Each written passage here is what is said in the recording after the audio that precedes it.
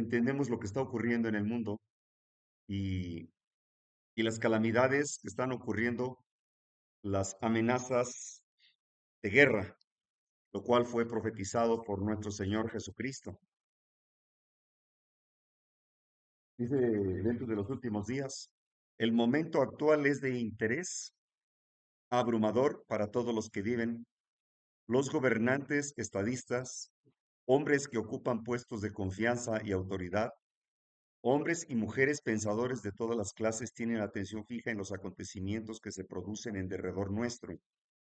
Observan las relaciones que existen entre las naciones, observan la intensidad que se apodera de todo elemento terrenal y reconocen que algo grande y decisivo está por acontecer, que el mundo se encuentra en vísperas de una crisis espectacular.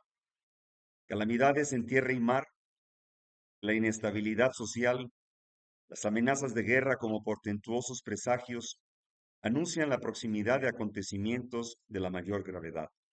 Las agencias del mal se coligan y acrecen sus fuerzas para la gran crisis final. Grandes cambios están a punto de producirse en el mundo y los movimientos finales serán rápidos. Qué palabras tan claras, contundentes y fuertes a la vez.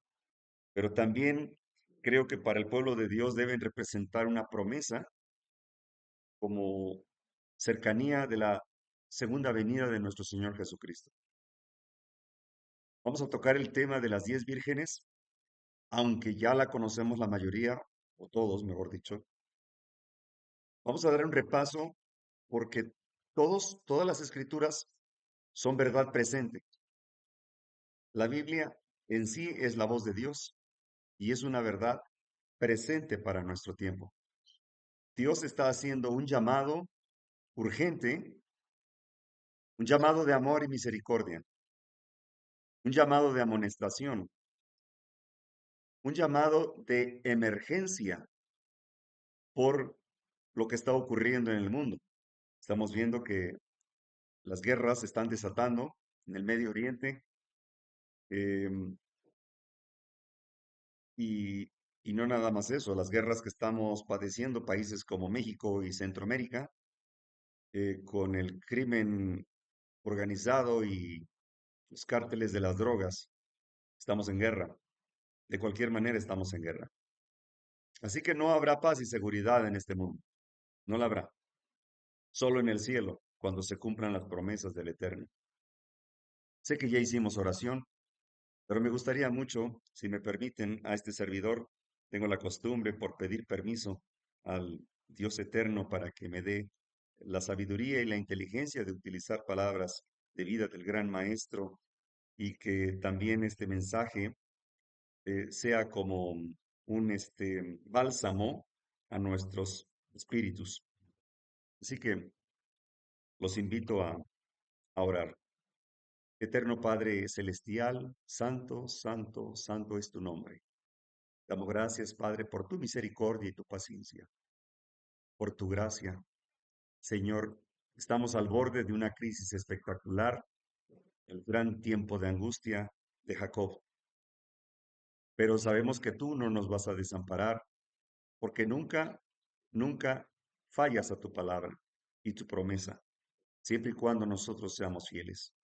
Acompáñanos en el estudio de tu palabra, Señor, y que sea respaldada con una así dice Jehová. Bendice a los hermanos aquí presentes, a todos y cada uno de ellos y las familias que representamos. Gracias, Padre. Bienvenidos tus santos ángeles, ministros del Evangelio y tu Santo Espíritu. Lo agradecemos e imploramos en los méritos sagrados de nuestro Señor amado Jesucristo. Amén. Amén. Muy bien. Como mencioné antes, sé que ya hemos ya conocemos el mensaje de las 10 vírgenes. Sin embargo, tiene que ver mucho con la lluvia tardía, tiene que ver con el zarandeo, tiene que ver con el clamor de medianoche y, y estos mensajes tienen varios cumplimientos a través de las eras en este mundo. Así que en 1888, Dios envió por medio de sus siervos al pastor Dreyer Jones y Wagner con un mensaje de la justicia de Cristo, mismo que fue rechazado por los líderes de la iglesia. Y la hermana White los amonestó diciéndoles que le habían dado el trato al Espíritu de Dios a través de estos mensajes, así como los judíos le dieron el maltrato a nuestro Señor Jesucristo. Y es de vital importancia entender de manera espiritual este mensaje. Entonces el reino de los cielos será semejante a 10 vírgenes que tomando sus lámparas salieron a recibir el esposo, y las 5 de ellas eran prudentes, y otras 5 fatuas. Las que eran fatuas tomando sus lámparas no tomaron consigo aceite, mas las prudentes tomaron aceite en sus vasos, juntamente con sus lámparas, y tardándose el esposo, cabecearon todas y se durmieron. A la medianoche fue oído el clamor: He aquí el esposo viene, salid a recibirle. Entonces todas aquellas vírgenes se levantaron y aderezaron sus lámparas. Y las fatuas dijeron a los prudentes: Dadnos de vuestro aceite, porque nuestras lámparas se apagan. Mas las prudentes respondieron diciendo: Porque no nos falte a nosotras y a vosotras, id antes a los que venden y comprad para vosotras. Que me encanta este mensaje porque nuestro Señor Jesús se refiere a esta historia, esta parábola, como un evento semejante al reino de los cielos, al reino de los cielos.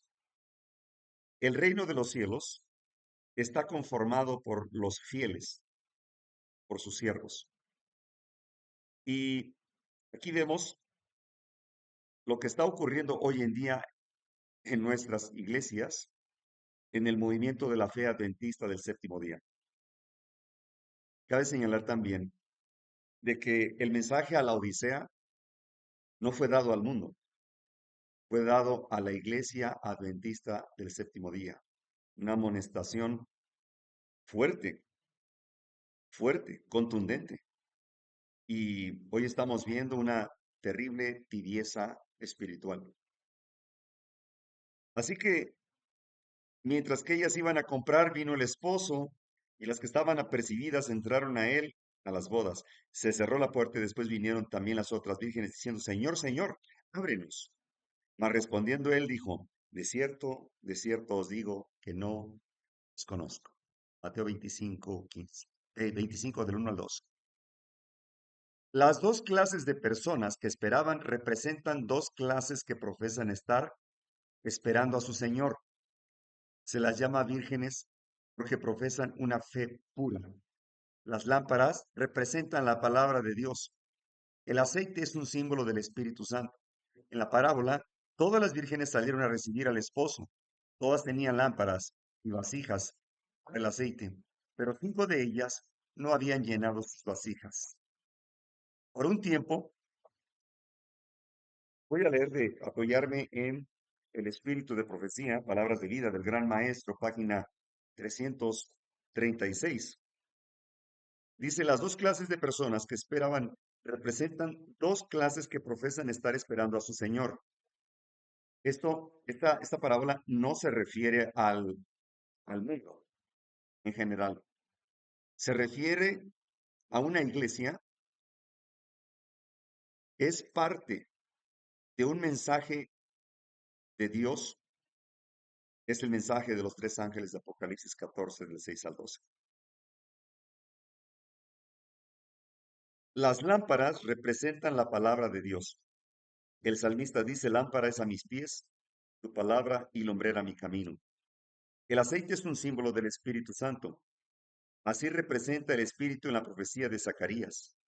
Volvió el ángel que hablaba conmigo y dijo: desper- despertóme como un hombre que es despertado de su sueño, y díjome: ¿qué ves? Y respondí, he mirado aquí un candelero, todo de oro, con su vaso sobre la cabeza, 7 lámparas encima del candelero, 7 canales para las lámparas que están encima de él, y sobre él 2 olivas, la una a la derecha del vaso y la otra a su izquierda. Proseguí y hablé a aquel ángel que hablaba conmigo, diciendo, ¿qué es esto, Señor mío? Entonces respondió y hablóme diciendo, esta es la palabra de Jehová a Zorobabel, en que se dice, no con ejército ni con fuerza, sino con el Espíritu, ha dicho Jehová de los ejércitos. Hablé de nuevo y dije, ¿qué significan las 2 ramas de olivas que por medio de 2 tubos de oro vierten de sí aceite como oro? Y él dijo, estos 2 hijos de aceite son los que están delante del Señor y de toda la tierra. En la parábola todas las vírgenes salieron a recibir al esposo. Todas tenían lámparas y vasijas para el aceite. Por un tiempo parecía no haber diferencia entre ellas. Tal ocurre con la iglesia que vive precisamente antes de la segunda venida de Cristo. Se está refiriendo a la iglesia de Cristo, no al mundo. Todos tienen conocimiento de las escrituras. Todos han oído el mensaje de la pronta venida de Cristo y esperan confiadamente su aparición. Pero así como ocurrió en la parábola, ocurre hoy en día. Interviene un tiempo de espera.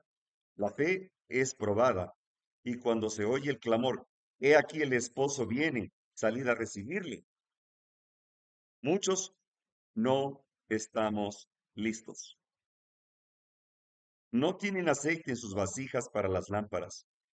Están destituidos del Espíritu Santo. Sin el Espíritu de Dios, un conocimiento de su palabra no tiene valor. La teoría de la verdad, cuando no va acompañada del Espíritu Santo, no puede avivar el alma o santificar el corazón. Uno puede estar familiarizado con los mandamientos y las promesas de la Biblia, pero a menos que el Espíritu de Dios grabe la verdad, el carácter no será transformado. Sin la iluminación del Espíritu, los hombres no podrán distinguir la verdad del error y caerán bajo las tentaciones maestras de Satanás. La clase representada por las vírgenes fatuas no está formada por hipócritas. Los componentes manifiestan respeto por la verdad, la han defendido y son atraídos hacia aquellos que la creen, pero no se han rendido a sí mismos a la obra del Espíritu Santo. No han caído sobre la roca, Cristo Jesús, y permitido que su vieja naturaleza fuera quebrantada. Esta clase se halla simbolizada también por los oyentes representados por el terreno rocoso. Reciben la palabra con prontitud, pero no asimilan sus principios. La influencia de la palabra no es permanente. El Espíritu obra en el corazón del hombre de acuerdo con su deseo y consentimiento, implantando en él una nueva naturaleza. Pero las personas representadas por las vírgenes fatuas se han contentado con una obra superficial. No tienen un conocimiento de Dios, una relación estrecha con Dios. No han estudiado su carácter, no han mantenido comunión con Él.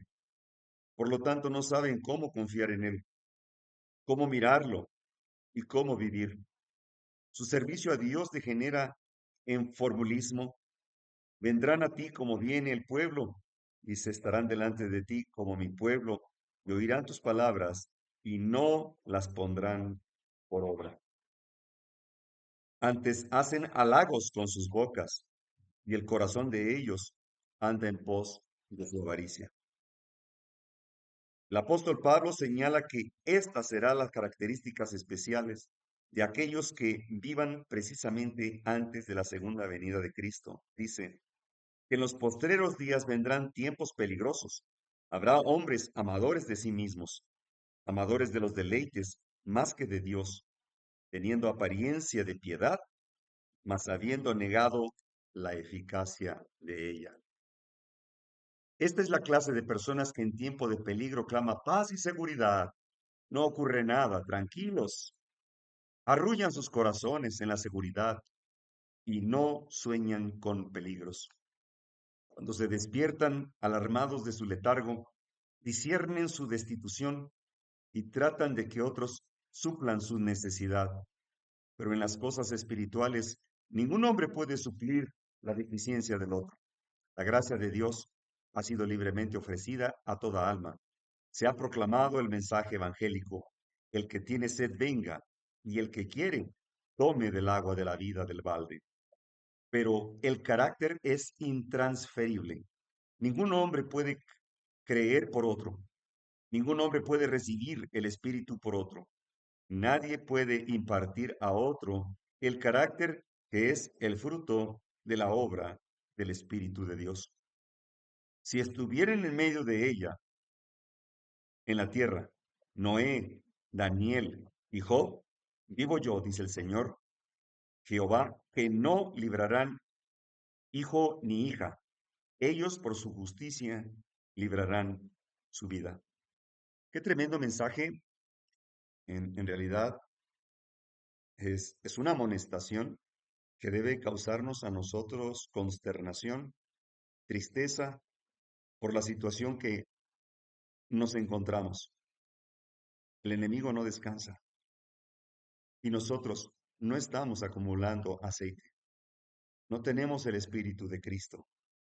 No hemos logrado vencer el yo, morir a las pasiones, una entrega total de servicio a Cristo. Todos aquellos que aceptan a Cristo en sus vidas y que son bautizados, recibiendo el Evangelio de Jesucristo, se convierten en misioneros, misioneros, todos aquellos siervos, como lo hicieron los discípulos. Es un gran ejemplo.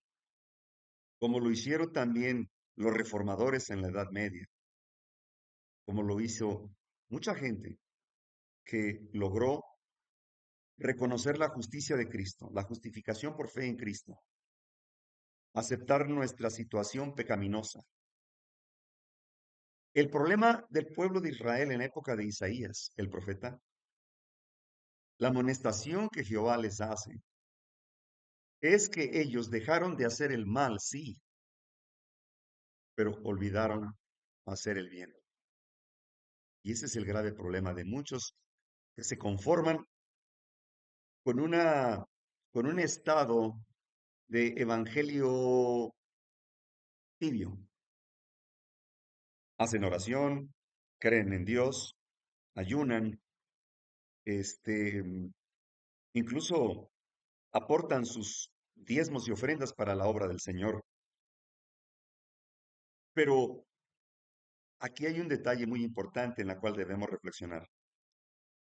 Dice, dice el Espíritu de Profecía en primeros escritos que los redimidos, la familia que se compone para el cielo, todos tienen sus coronas cuajadas de estrellas.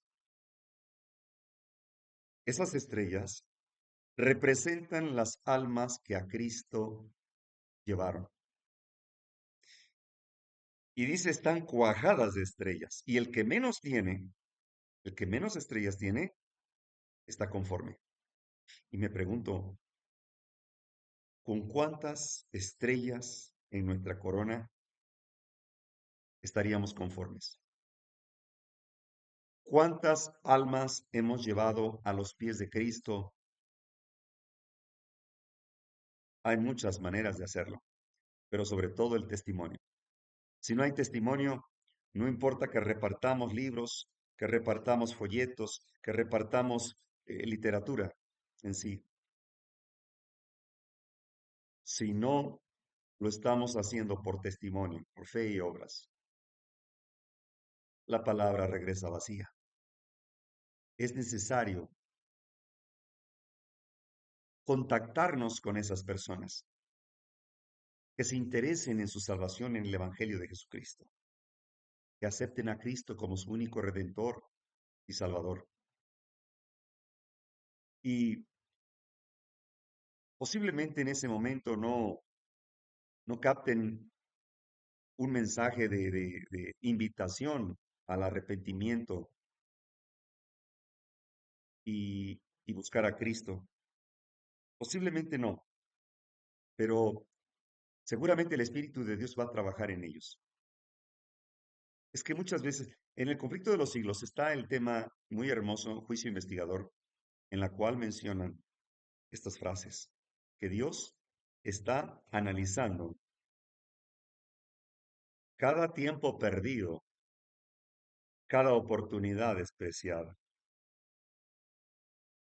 Cuando nosotros practicamos el ayuno, hay que recordar que el ayuno no tiene ningún mérito en sí. El ayuno es una preparación de la mente y el cuerpo para su disposición al servicio de la comunicación con Cristo. Lo mencionaba la vez pasada también. Me gusta mucho los hermanos que en su afán por agradar a Cristo ayunan también. Es bueno, saludable. Pero si no hubo una entrega del yo, un verdadero arrepentimiento, no fue más que un ayuno terapéutico, nada más. Primero debemos analizarnos a nosotros mismos. Y antes de ayunar en grupo, debemos ayunar personalmente. Aquellos que tienen sus parejas, sus consortes, deben de pedirle a su consorte que por favor le haga una lista de los pecados o las ofensas que uno le ha cometido a su pareja. Que hay veces que no nos conviene acordarnos. Un ayuno personal, un ayuno de entrega total al Eterno, de comunicación con Cristo, directamente con Cristo, rostro en tierra, como lo hicieron los grandes, grandes héroes del Evangelio de Jesucristo. Y un arrepentimiento genuino, no un arrepentimiento espurio. Dios, que conoce los corazones, está pendiente de nosotros y analiza los corazones. Y muy bien, y de manera muy detenida. Si nosotros no tenemos humillación, confesión y un arrepentimiento genuino por el mal que hemos causado, por los pecados que hemos cometido, por las ofensas a Dios, si no caemos sobre la roca que es Cristo, entonces no es acepto nuestro ayuno. Lean Isaías 58. Dios reclama a su pueblo. Dios les reclama.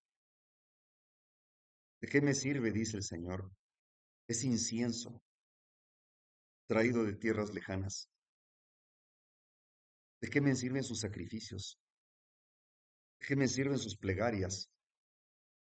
Aprendan mejor qué significa misericordia. Eso. La misericordia es, proviene de un amor genuino. La misericordia es la humildad, la mansedumbre, la sencillez y el temor de ofender a Dios. Cuando ya uno, pues, llevó a cabo un ayuno personal en la cual confesamos todos nuestros pecados al Eterno. Ahora sí, hagámoslo en grupo. en ferviente oración, en ferviente oración. Y si hay diferencias entre hermanos, tienen que ser corregidas. El perdón beneficia más al perdonador que al perdonado. Es un don de Cristo. Perdónanos así como nosotros perdonamos a nuestros deudores. Qué hermosa oración.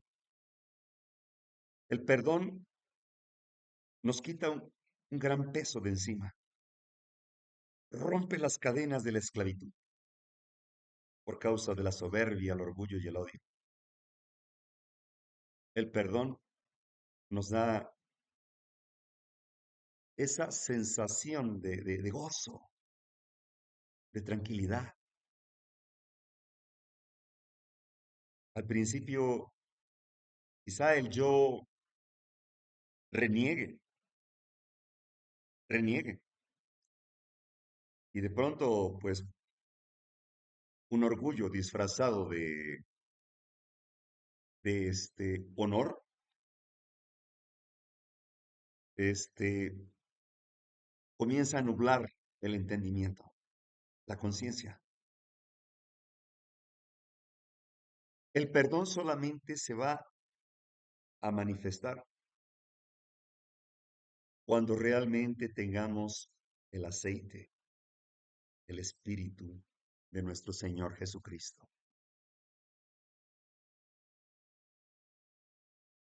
Si alguno no tiene el espíritu de Cristo, el tal no es de él. Romanos 8:9. Este es el mayor engaño que pueda afectar a la mente humana. Estas personas creen que obran bien cuando están obrando mal.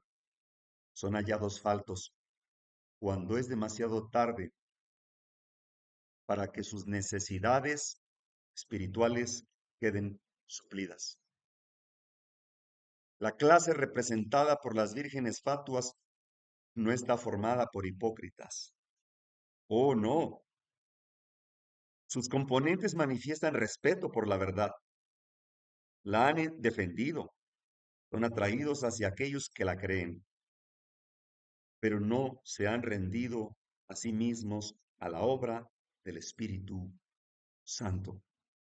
No han caído sobre la roca, Cristo Jesús, y permitido que su vieja naturaleza sea quebrantada. El Espíritu obra en el corazón del hombre de acuerdo con su deseo y consentimiento, implantando en él una nueva naturaleza, pero las personas representadas por las vírgenes fatuas se han contentado con una obra superficial. No conocen a Cristo. No han estudiado su carácter. No han mantenido comunión con Él. Por lo tanto, no saben cómo confiar en Él, cómo mirarlo, cómo vivir, cómo servirle. Porque todo aquel que recibe a Cristo en su vida se convierte en un misionero. No puedes ocultar el amor que sientes, el gozo, el regocijo, gritan, salen de ti, como los perfumes caros. Se puede oler el aroma a distancia, porque la gente sabe que has estado en comunión con el Altísimo y Sublime. Hay camino que al hombre parece derecho, pero su fin son caminos de muerte. Proverbios 14:12. Es ahora tiempo de rogar a las almas que no solamente escuchen la palabra de Dios, sino que sin demora obtengan el aceite en las vasijas de sus lámparas. El aceite es la justicia de Cristo, su carácter. Tiene relación con el vestido de bodas. Representa el carácter y el carácter no es transferible. Ningún hombre puede obtenerlo por otro. Cada uno debe lograr por sí un carácter purificado de toda mancha de pecado. Limpiados los que lleváis los vasos de Jehová. Isaías 52:11. Todo el cielo está esperando que haya canales por medio de los cuales pueda derramarse el aceite santo para que sea un gozo y una bendición para los corazones humanos. Si todos tuvieran la voluntad de recibir, todos serían llenos del Espíritu Santo. Dios está esperando con anhelo que le pidamos de su Espíritu. ¿Se acuerdan primeros escritos, el capítulo fin de los 2300? ¿O es necesario? No lo había pensado leer, pero creo que es menester, prudente leer, recordarlo. La religión de Cristo significa más que el perdón del pecado. Significa la extirpación de nuestros pecados y el henchimiento del vacío con las gracias del Espíritu Santo. Implantando en el corazón los principios de su palabra, el Espíritu Santo desarrolla en los hombres y las mujeres los atributos de Dios. La luz de su gloria, su carácter, ha de brillar en sus seguidores. Si ellos han de glorificar a Dios, han de iluminar el camino a la casa del esposo, a la ciudad de Dios, a la cena de bodas del Cordero. Mis hermanos, tengo que leer esta cita. No estaba en mis planes, pero de pronto, como invocamos al Espíritu de Dios, Él también nos dice, explícales, explícales esta historia. Es, voy a leerte primeros escritos, el capítulo, el fin de los 2300, página 54. Miren qué interesante, página 54. Y hermanos, este mensaje a la Odisea, este mensaje a las 10 vírgenes y este mensaje de los 2300 fue entregado con la autoridad y poder de Jehová de los ejércitos celestiales. Nuestro movimiento no tiene por qué detenerse. Nuestra iglesia de la fe adventista del séptimo día no tiene un fundador humano, porque muchos creen que Elena G. de White fue la fundadora o la cofundadora junto con otros pioneros de este movimiento. No, señor. No hubo fundador humano en este movimiento.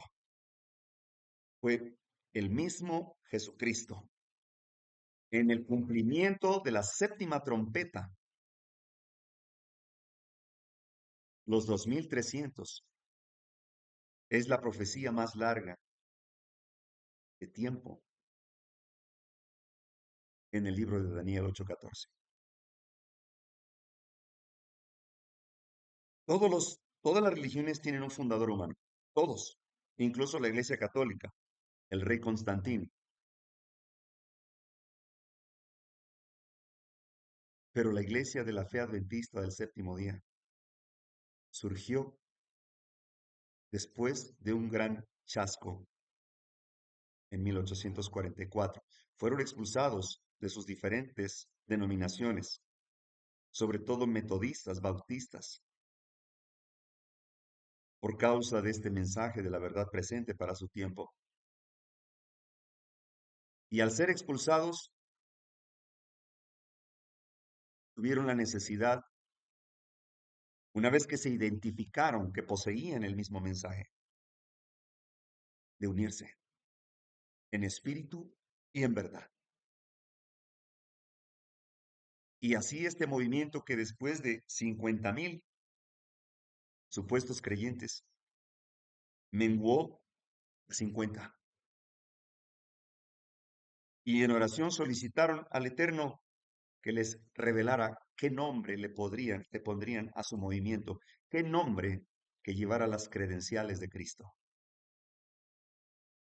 Y recibieron la luz de que sería la iglesia adventista en referencia al segundo advenimiento de Cristo y del séptimo día que lleva el sello del Dios vivo. Y así surgió. Elena de Guay era una niña en ese entonces. Así que Cristo mismo fundó esta iglesia. Y tenemos una gran responsabilidad, más que un mérito, un compromiso. Y este mensaje de los 2300 fue enviado directamente a este movimiento, que tenía la obligación, la responsabilidad de esparcir el mensaje de los tres ángeles de Apocalipsis 14 a toda nación, tribu, lengua y pueblo. Y creo que hemos fallado como pueblo. Voy a dar lectura. Dice así: vi un trono. Ahora, ¿qué trono se refiere? ¿Y cómo es que los pioneros de este movimiento se dieron cuenta que habían caído en un chasco? Porque seguramente Dios cubrió por ahí un detalle, una información, para probar a su pueblo y ver quién era fiel. Cuando empieza diciendo vi un trono, nos hace referencia a Daniel 7, 9 y 10 y 13 en adelante. El trono de Jehová, el anciano de días, ya estaba ahí. Y vino Jesús, acompañado de sus ángeles. El juez se sentó y los libros fueron abiertos. ¿Qué libros? Los libros del Tribunal Superior del Universo. El libro de las memorias, el libro de la vida, el libro de la muerte también está ahí, de los que serán sentenciados. Así que Dios está llevando a cabo un registro minucioso de todos nosotros. La salvación no es en grupo, es un asunto individual, es un compromiso personal con Dios. Así que sigue diciendo, y sobre él se sentaba el Padre y el Hijo. Me fijé en el rostro de Jesús y admiré su hermosa persona. Hermoso. No pude contemplar la persona del Padre, pues le cubría una nube de gloriosa luz. Pregunté a Jesús si su Padre tenía forma como él, y me dijo que sí la tenía, pero que yo no podría contemplarla porque dijo, si llegas a contemplar la gloria de su persona, dejarías de existir. Delante del trono,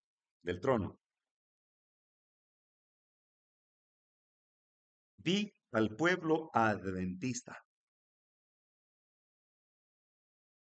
Y luego aparece un guión y dice la iglesia y el mundo. Esa frase que comienza con ese guión fue impuesta por la sabiduría humana, por los editores. Porque si la mayoría de los adventistas comprendiera que iba a haber dos grupos, entonces habrían salido con mucha anticipación. ¿Y por qué menciono esto? Porque el mundo no está delante del trono. El mundo no ha aceptado a Cristo como su Redentor y Salvador. Y nosotros fuimos bautizados en este Evangelio de Jesucristo. Ahorita nos vamos a dar cuenta de lo que estoy mencionando. Vi dos compañías, una postrada ante el trono, profundamente interesada, mientras que la otra no manifestaba interés y permanecía de pie, indiferente.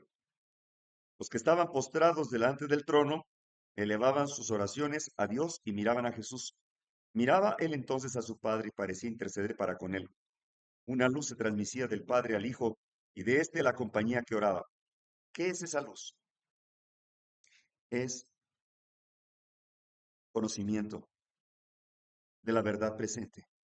Es sabiduría e inteligencia de lo alto. Tiene que ver con la lluvia temprana y tiene que ver con la lluvia tardía. Es luz. Tiene que ver con esa lluvia. Es hermoso chubascos de la gloria de Dios, de su gracia. Sigue diciendo, entonces vi que una luz excesivamente brillante procedía del Padre hacia el Hijo y desde el Hijo ondeaba sobre el pueblo que estaba delante del trono. Pero pocos recibían esta gran luz, Muchos salían de debajo de ella y la resistían inmediatamente. Otros eran descuidados y no apreciaban la luz, y ésta se alejaba de ellos. Algunos la apreciaban y se acercaban para postrarse con la pequeña compañía que oraba. Esta recibía la luz y se regocijaba en ella, sus rostros brillaban en su gloria. ¿Se dan cuenta que esos dos grupos están delante del trono? Están siendo investigados. Y no se refiere al mundo porque al mundo no le interesa el trono de Dios. Sigue diciendo, vi al Padre levantarse del trono y en un carro en llamas entró en el lugar santísimo. Al interior del velo se sentó y entonces Jesús se levantó del trono y la mayoría de los que estaban posternados se levantó con él. No vi un solo rayo de luz pasar de Jesús a la multitud, indiferente, después de que él se levantó. Y esa multitud fue dejada en perfectas tinieblas. Los que se levantaron cuando se levantó Jesús tenían los ojos fijos en él mientras se alejaba del trono y los que conducía un trecho. ¿Cuál es ese trecho? ¿Se acuerdan el himno de Guillermo Miller que dice que él aceptó caminar por la senda angosta? Porque ancho es el camino de la perdición. ¿Se acuerdan de esa historia del camino angosto? También está en primeros escritos y que avanzaban muchos, pero llegaron muy poquitos a la tierra prometida. Sigue diciendo, alzó entonces su brazo derecho y oímos su hermosa voz decir, aguardad aquí, voy a mi Padre para recibir el reino. Mantened vuestras vestiduras inmaculadas y dentro de poco volveré de las bodas y os recibiré a mí mismo. ¿Se dan cuenta que las bodas no está incluido el mundo? Hay una invitación para el mundo secular. Hay una invitación para el pueblo de Dios que está en Babilonia, sí, pero por eso les llama pueblo, no les llama siervos. Son distintas. Después de eso, un carro de nubes cuyas ruedas eran como llamas de fuego, llegó rodeado de ángeles a donde estaba Jesús. Él entró en el carro y fue llevado al lugar santísimo, donde el Padre estaba sentado. Allí contemplé a Jesús, el gran sumo sacerdote, de pie delante del Padre. En la orla de su vestido había una campana y una granada, y luego otra campana y otra granada. Los que se levantaron con Jesús elevaban su fe hacia él en el lugar santísimo y rogaban, Padre, danos de tu espíritu. Es el mismo aceite de las vírgenes prudentes. Entonces Jesús soplaba sobre ellos el Espíritu Santo. Proviene de Jesucristo. Él lo sopló. En ese aliento había luz, no lo olvidemos, poder, mucho amor, gozo y paz. Pero en ese poder, déjenme aclararles, no es el poder de hacer milagros, es el poder del Espíritu Santo, porque él dijo, no con ejércitos, ni con armas, sino con el poder de mi Espíritu Santo. Y todo aquel que porta su Espíritu Santo refleja la imagen y semejanza de Cristo. Esa es la verdadera educación. Sigue diciendo, me di vuelta para mirar la compañía que seguía postrada delante del trono y no sabía que Jesús la había abandonado. Satanás parecía estar al lado del trono. Oh, Satanás, al lado del trono, procurando llevar adelante la obra de Dios. Satanás, así es. Satanás cree en Cristo, sí, y tiembla. Creer solamente un conocimiento, no me da ningún mérito. Hacer, vivir, proclamar Cristo. Ese tiene su espíritu, el tal es de Dios. Vi a la compañía alzar las miradas hacia el trono y orar, Padre, danos de tu espíritu. Pensaron que era Cristo, era Satanás. Satanás soplaba entonces sobre ella una influencia impía. En ella había luz y mucho poder. pero nada de dulce amor, gozo ni paz. El objeto de Satanás era mantenerla engañada, arrastrarla hacia atrás y seducir a los hijos de Dios. ¡Qué autoengaño tan sutil!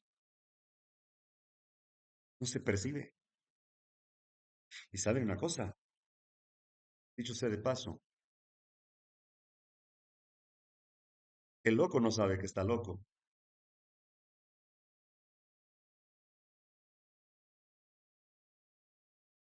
El criminal no acepta que es criminal y el pecador no reconoce su pecado. Pues ¿de qué se va a arrepentir? Si ya dicen haber clavado la cruz, la ley en la cruz. Nos dice Pablo en Romanos 3:20, 3:10, 3:20, que el pecado no se reconoce sin la ley.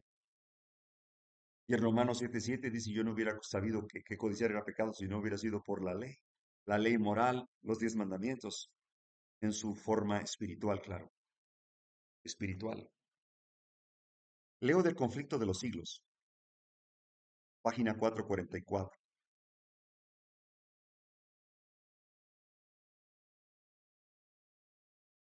Se comprendía que la venida de Cristo anunciada por el mensaje del primer ángel estaba representada por la venida del esposo. La extensa obra de reforma que produjo la proclamación de su próxima venida correspondía a la salida de las vírgenes. Tanto en esta parábola como en la de Mateo 24, se representan las dos clases de personas. Unas y otras habían tomado sus lámparas, y el mundo no ha tomado su lámpara, así que no se refiere a la iglesia y al mundo, sino dentro de la iglesia hay dos clases de cristianos.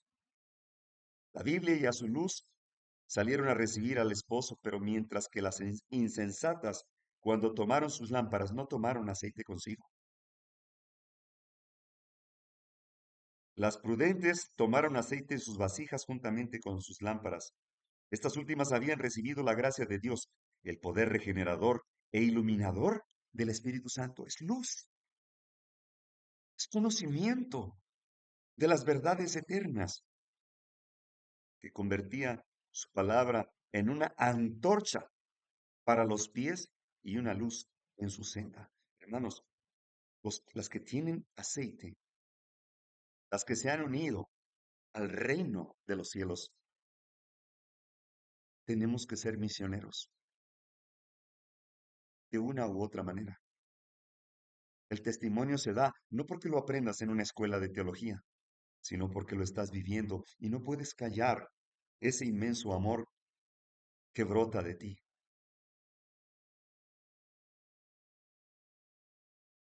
Así que dice, estas últimas habían recibido la gracia de Dios, el poder regenerador, iluminador del Espíritu Santo. Se convertían su palabra en una antorcha para los pies y una luz en la senda. A fin de conocer la verdad, habían estudiado las escrituras en el temor de Dios. Habían procurado con ardor que hubiese pureza en sus corazones y en sus vidas. Tenían experiencia personal, fe en Dios y en su palabra. Y esto no podían borrarlo, el desengaño y la dilación. En cuanto a las otras vírgenes, cuando tomaron sus lámparas, no tomaron aceite consigo. Habían obrado por impulso. Sus temores habían sido despertados por el solemne mensaje, pero se habían apoyado en la fe de sus hermanas, de sus pastores, satisfechas con la luz vacilante de las buenas emociones, sin comprender a fondo la verdad y sin que la gracia hubiese obrado verdaderamente en sus corazones. Habían salido a recibir al Señor, llenos de esperanza en la perspectiva de una recompensa inmediata, pero no estaban preparadas para la tardanza ni para el contratiempo. Cuando vinieron las pruebas, su fe vaciló y sus luces se debilitaron. Tardándose pues el esposo, cabecearon todas y se durmieron. La tardanza del esposo representa la expiación del plazo en que se esperaba al Señor, el contratiempo y la demora aparente. En ese momento de incertidumbre, el interés de los superficiales y de los sinceros a medias empezó a vacilar y cejaron en sus esfuerzos, pero aquellos cuya fe descansaba en un conocimiento personal de las sagradas escrituras tenían bajo los pies una roca que no podía ser barrida por las olas de la contrariedad y de la adversidad ni del tiempo. Cabecearon todas y se durmieron. Una clase de cristianos desumió en las indiferentes y abandonó su fe. La otra siguió esperando pacientemente hasta que se le diese mayor luz. Sin embargo, en la noche de la prueba, esta segunda categoría pareció perder hasta cierto punto su ardor y devoción. Los tibios y superficiales no podían seguir apoyándose en la fe de sus hermanos. Cada cual debía sostenerse por sí mismo, caer. Por aquel entonces despuntó el fanatismo. Algunos que habían profesado creer fervientemente en el mensaje rechazaron la palabra de Dios como guía infalible y pretendiendo ser dirigidos por el Espíritu, abandonaron a sus propios sentimientos, impresiones e imaginación. Había quienes manifestaban un ardor ciego y fanático y censuraban a todos los que no querían aprobar su conducta, sus ideas y sus actos inspirados por el fanatismo. No encontraban simpatía entre la gran mayoría de los adventistas, no obstante, sirvieron para atraer oprobio sobre la causa de la verdad. Satanás estaba tratando de oponerse por este medio a la obra de Dios y destruirla. El movimiento adventista había conmovido grandemente a la gente, se habían convertido miles de pecadores y hubo hombres sinceros que se dedicaron a proclamar la verdad hasta en el tiempo de la tardanza. El príncipe del mal estaba perdiendo sus súbditos y para echar oprobio sobre la causa de Dios trató de engañar a algunos de los que profesaban la fe y de trocarlos de extremistas, fanáticos, disidentes. Luego sus agentes estaban listos para aprovechar cualquier error, cualquier falta, cualquier acto indecoroso y presentarlo al pueblo en la forma más exagerada, a fin de hacer odiosos a los adventistas y la fe que profesaban. Y así como mayor era el número de los que lograban incluir entre los que profesaban creer en el segundo advenimiento, mientras su poder dirigía sus corazones, tanto más fácil les sería señalarlos a la tentación del mundo como representantes de todo cuerpo de creyentes. Oh hermanos, esta amonestación es, es crucial. Debemos hacernos un examen, un análisis espiritual. Si fuéramos llamados al descanso hoy o mañana, ¿estamos listos? Yo creo que no.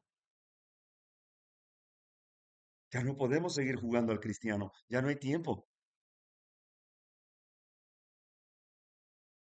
Los que somos guiados por el método historicista de las profecías de Daniel y Apocalipsis, comprendemos claramente que Apocalipsis 13 es una profecía paralela a Esther 3, un Mardoqueo a la puerta. Amán, un sacerdote pagano, y Asuero, un rey codicioso, vanaglorioso, hambriento de poder, tenían mucho en común. Ambos tenían el mismo espíritu del de abajo. ¿Había dinero de por medio? Sí, sí. Amán ofreció pagar plata por cada uno de los del pueblo de Dios. Así que Asuero se quitó el anillo y se lo entregó al papado. Amán. Asuero representa a Estados Unidos de Norteamérica, donde por mucho tiempo se profesó el protestantismo y hoy en día habla como dragón. Apocalipsis 13 dice que hablaré como león. Solo falta que nos dijera que León 14 porque viene a cumplir las encíclicas de León XIII, Rerum Novarum, sobre la revolución industrial hoy en inteligencia artificial para darle el favor a los obreros y el descanso digno el domingo, oponiéndose contra el sábado del Señor, de Isaías 58, 13 y 14. También la encíclica papal Libertas. Es tremendo lo que dice, las blasfemias que dice esa encíclica Libertas de León XIII. Asegura que el bien común, que es lo que predican hoy en día los papas, es necesario para la vida eterna, que los seres humanos no debemos poseer propiedad privada, que ésta debe de ser controlada por el Estado y el Estado debe de ser controlado por la Iglesia católica, obviamente. Y lo que dijo este Papa, León XIV, que iba a continuar esa doctrina de esas dos encíclicas especialmente. Y si recordamos un poco a León X, León X fue quien proclamó las indulgencias y desató una guerra contra los reformadores, empezando con Martín Lutero. León XIII logró impulsar un proyecto de ley dominical a través del Comité Pro Temperancia Cristiana de Madres Católicas Conservadoras, a través del Departamento de Educación en el Senado de Estados Unidos. Hermanos, esto está fuerte. Ese debe hacernos temblar. No de miedo, temblar por nuestros pecados, que no estamos en paz con Dios. Y lo que va a hacer, y curiosamente, que lo que no esperábamos todos, es que coincida tanto que la bestia, el papado, el papa de nuestra generación de hoy, León XIV, es estadounidense. Perfecto, brillante. El enemigo jugó bien las fichas y ahora tenemos el peligro inminente. Y es la responsabilidad de los centinelas dar a la trompeta el sonido certero. Hermanos, estamos rodeados por la abominación desoladora. La ley dominical es la abominación desoladora de la cual habló el profeta Daniel. El que lea entienda. Y no estamos listos para enfrentar el fin de nuestra historia terrenal. Necesitamos caer sobre la roca de Cristo, que es Cristo, humillarnos a sus pies, confesando nuestros pecados, nuestras culpas, arrepintiéndonos de todo mal, pero eso no es suficiente. Necesitamos levantarnos en armas espirituales. Ahí están en el libro de Efesios. Empuñar la espada del Espíritu Santo, que también es la palabra del Señor. Todos tenemos que unirnos en este mensaje. Es inminente la venida de Jesucristo.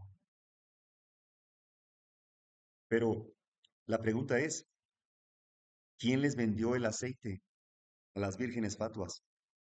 Porque las prudentes les dijeron, salgan a comprarlo, a comprarlo. Y cuando regresaron tocaron la puerta porque ya lo habían adquirido. ¿Quién se los vendió? ¿O qué tipo de aceite era? Lo leímos ahorita en primeros escritos.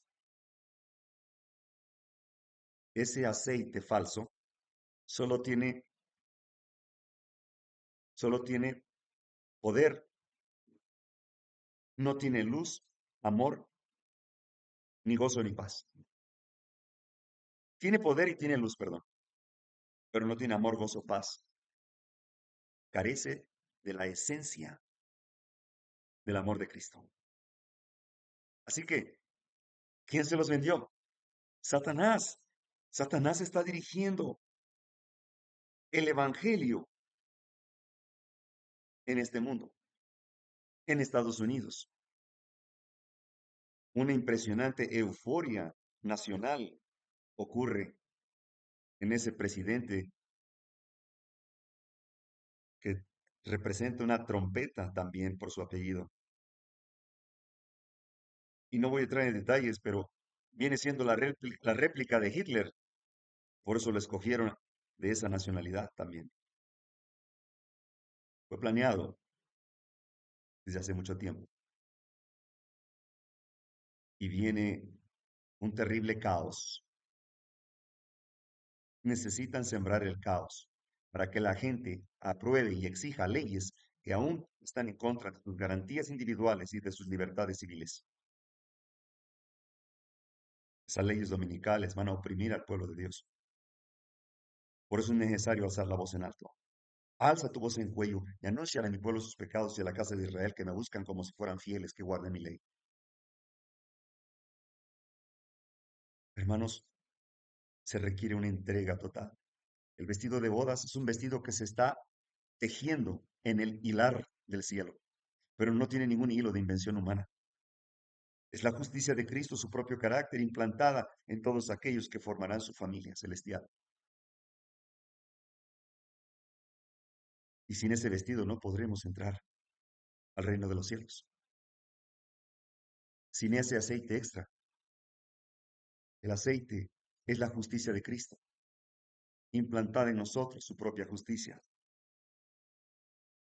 Pero esta iglesia de la Odisea se siente rico, se siente que no tiene necesidad de arrepentimiento, que no tiene necesidad de la justicia de Cristo, del oro de Cristo, no tiene necesidad, del colirio de Cristo, no tiene necesidad, ni de su vestido. La gente no comprende que este presidente Trump, que tiene un rostro, la imagen de Satanás en su rostro, y que aparenta un cristianismo falso, convocando a líderes evangélicos y ecuménicos con un espíritu falso, y que tiene luz y tiene poder, pero nada de gozo, amor, luz y paz. Y este papa que nunca, ni un papa ha leído las Sagradas Escrituras, ningún papa se presenta en su púlpito a predicar la verdad presente del Evangelio de Jesucristo. Y dicen ser los representantes de Dios en la tierra.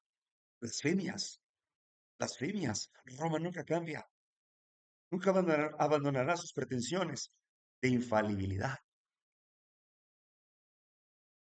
Apocalipsis 13 declara que el dragón les dio su poder a la bestia que sale del mar, que es el papado, y a la bestia que sale de la tierra, que es Estados Unidos de Norteamérica. Y qué claras son las profecías al ver a estos dos líderes mundiales de la misma nacionalidad y con el mismo carácter, pero con apariencia de bondad, pero sin la eficacia de ella. Hermanos, el tiempo que vivimos es crucial.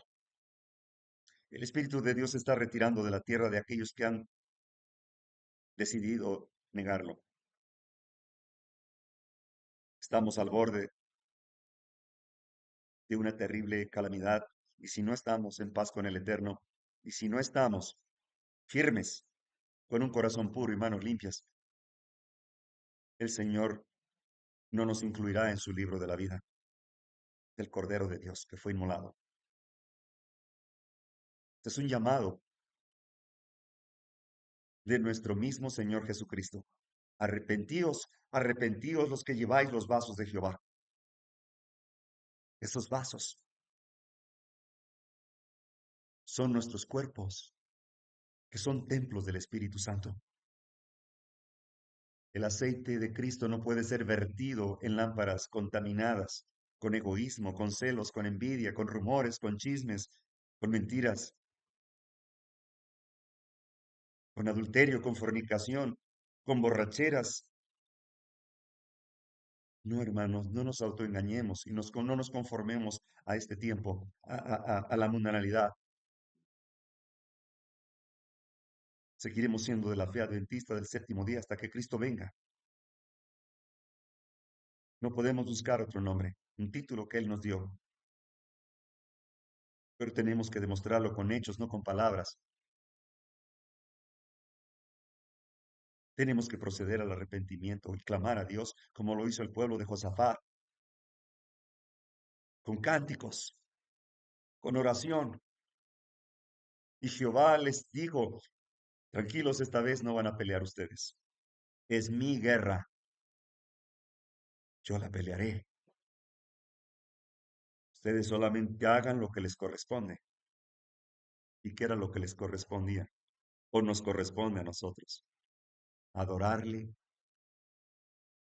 con todo nuestro ser, con toda nuestra mente, con todo nuestro corazón y nuestras fuerzas. Adorarle en espíritu y en verdad. No por sentimiento o impulso, sino por una fe genuina, inconmovible, inquebrantable. Esa fe que es la seguridad de lo que se espera y las evidencias de lo que no se ve. Pero lo podemos, lo conocemos. Por eso Jesucristo dijo, por eso se los digo antes que suceda, para cuando suceda crean. Y todo se ha cumplido al pie de la letra, solo falta la ley dominical, eso es todo. Mientras nosotros estamos tranquilos en la expectativa de que Dios conoce los sentimientos, claro que los conoce, pero no va a salvar a ninguno que no haya muerto al yo y haya levantado, alzado la trompeta y darle el sonido certero y proclamar su mensaje de mil maneras. Si estuviéramos unidos, si el amor de Cristo nos uniera, estaríamos aportando a los hermanos que quieren trabajar y que demuestran que están trabajando, impulsarlos también, apoyarlos en donde se requiere. Me refiero a los que ya no pueden físicamente hacerlo. Hermanos, no podemos callar. El tiempo se acaba. Y un día algunos van a decir, pude haber hecho más y no lo hice. Oh, hermanos, esto va en serio. Estamos hablando de un tema de vida o muerte. Y es eterna, eterna. No permitamos que la muerte nos sorprenda sin estar en paz con el Eterno. El que en mí cree, dijo el Señor, las obras que yo hago, las hará y mayores, porque voy al Padre.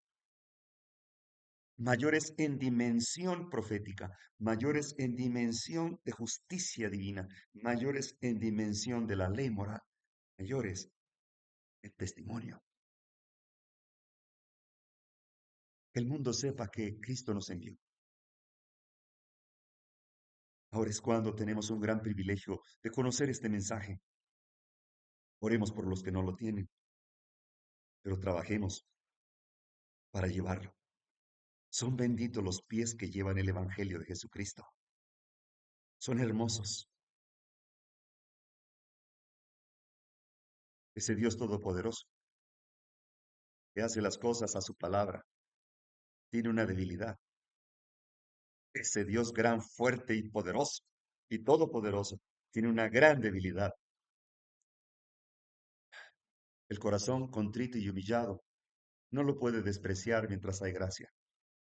No puede, no puede. Ahora es cuando Él está esperando con gran anhelo que nosotros le busquemos mientras pueda ser hallado. Pedirle primero que limpie nuestros vasos para que pueda vertir su espíritu. Esa hermosa lluvia tardía tan esperada y que ya está cayendo desde la época de la sierva del Señor. Ya está cayendo.